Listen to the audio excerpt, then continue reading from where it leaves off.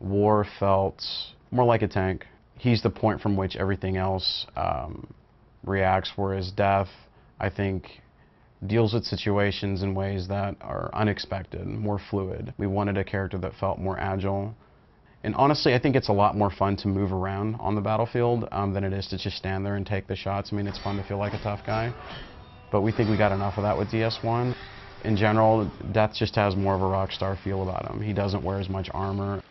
Instead of a big, giant sword, we went with something that was a little bit more expressive, that we could have more fun with, that felt a lot different. So we split it into a pair of dual scythes that will merge together over the course of the combo and form a single weapon, depending on which heat you're on. So presentation-wise, there's a lot more going on because the weapon is actually changing shape. And you've got your wrath abilities, just like in DS1.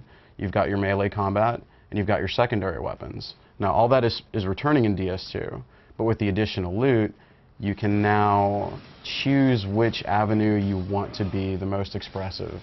So if you like using wrath abilities, if you like feeling like more of a spellcaster, there's going to be loot that you can equip that's going to make that a lot easier for you, so that you're not going to run out of wrath as often on the battlefield as you normally would. But if you really like the primary weapons, there are going to be stats on the loot that help the primary weapon experience, increasing the damage that's done.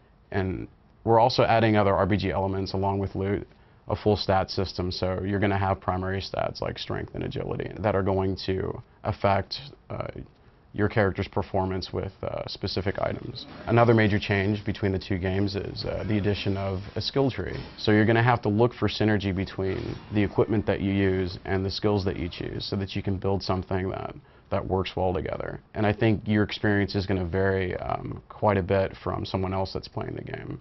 If you wanted a play experience that was similar to DS1, where you've got that big, huge, heavy weapon, that's what we're offering players. To give you an example, because we also have loots, we may choose to support a heavy weapon experience by mitigating impact animations or giving additional defense or doing something so the player doesn't feel like they're as vulnerable as they normally would be while they're swinging a slower weapon. So you're going to have to look for pieces of equipment that support that particular playstyle, because it may not function that well on its own. You're going to have to piece something together from multiple components. And maybe players, that are better at avoiding damage altogether can focus on gear that augments Death's ability to actually do damage. But if we do that, are we going to end up making the game too easy for those players? So it's going to be tough.